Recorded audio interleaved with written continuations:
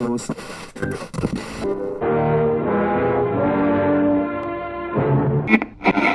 welcome to Dallas, guys. Thanks, good to be here. Having us. Good time for you. So I just want to kind of get right into the excitement of being in a Nicholas Sparks movie. I know that he was producing these movies and just kind of churning them out. Was there something that was exciting to you about kind of doing this sort of a love story? Yeah, well, I was excited because this is the first one that they've done outside of the studio system. This is an independent one. So he actually was a little bit more hands-on with this story. And that was great. And I think what really sets this one apart from the others is that we got to be funny and we got to have banter and throw in a lot of unscripted stuff. And what's been reflected back to us is that people find this one really funny. And so that's cool.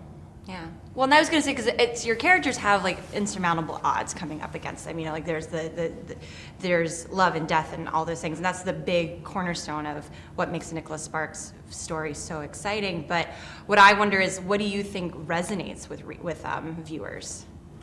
Well, specifically for this Nicholas Sparks film, I think the third section in particular resonates, because there are a lot of movies about falling in love, someone that, you know, we can't be together and now we're together. Roll credits.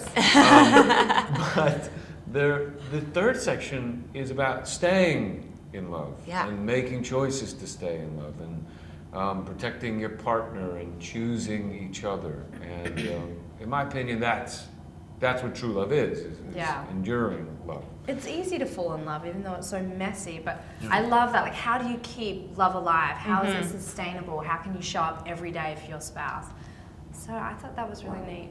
And because I think that's one of the things that I really loved about it too, is that you don't see a lot of romantic films about that middle part. You see it as the falling in love or the relationship falling apart, but you don't see kind of the medium times. The real life, by the way. Kids, we're washing dishes. Exactly. Staying home, binge watching Netflix. Exactly. You know. Oh my gosh, totally. Netflix is not Making a Murderer. Watching, I know, Making a Murderer is like the best show right now. We're both obsessed. Are you both obsessed? Don't even get me started. Oh my gosh, I don't believe he's innocent, guys. I'm gonna say it. Well, we could talk about it for probably I know. I was just about to say my take, but well, and what I also really liked, because you kind of touched on this earlier, is that the cliches in the film aren't obvious, but when you sign on to do this sort of a story, did you ever have any fears before kind of going into it that it could easily slip into the cliche? Is that something that you were embracing or excited about, or you were kind of wanting to push back against? Well, luckily we had a great director, Ross Katz, and we all initially going in were going to fight against that, because we know there's a rowboat, but there's going to be some rain. And there's tons of rain. Yeah. Maybe a little tragedy at some point. Who knows? But what can we do to make that more human and more specific and more grounded believable? in reality.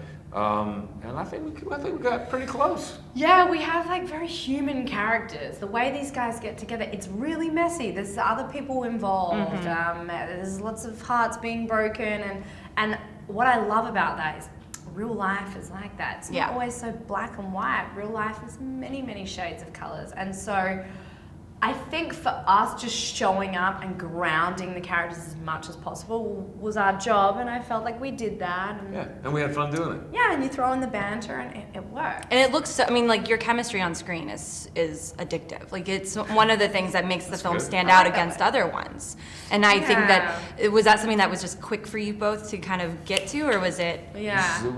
I was lucky to work with Teresa, and I laughed at him. He thought I was laughing with him. I'll take it, either kind of laugh. Yeah, he took it. But that was really what it was. We did it with humor, because we do have the same sort of silly sense of humor. So within the first couple of days, like, oh, we got this. Yeah, we're fine. Oh, yeah. Because if you don't have chemistry, you can't fake it. Right. And it can be miserable. Yeah, it can end, especially one of these films, it could break a movie. Exactly. It could be one of the forgotten ones rather than one that stands out, you know. We actually watched ones. Oh, I don't remember it. Yeah. Exactly. We watched The Notebook the weekend before, because I thought Ryan and Rachel had amazing chemistry, even though I heard that maybe they didn't get on so well.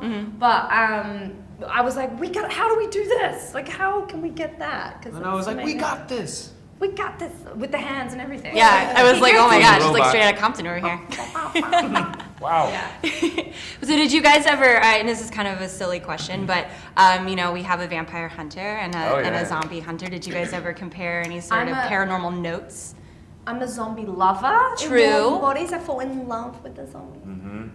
We compare notes. We didn't. I was like, hey, can you help me out with killing vampires? Like, first off, sever the head. Is that a similar theme? Do you have to cut the heads off of zombies? Or? I don't remember. No, you have to fall in love with them. Make them fall in love with you. To come back, right. Then they Love come story. back to life. If you fall in love with a vampire, they bite you. Yeah, exactly. And it ends really poorly. Ugh. Axes, blood everywhere. It's Oh, just God. I dated a vampire Sort of one into time. it. It was a mess. That's a bummer. It's been a challenging relationship. I can see that. But at least you guys came together at the This end. It was relationship really nice. bites. Woohoo! Good one. Burn with me tonight.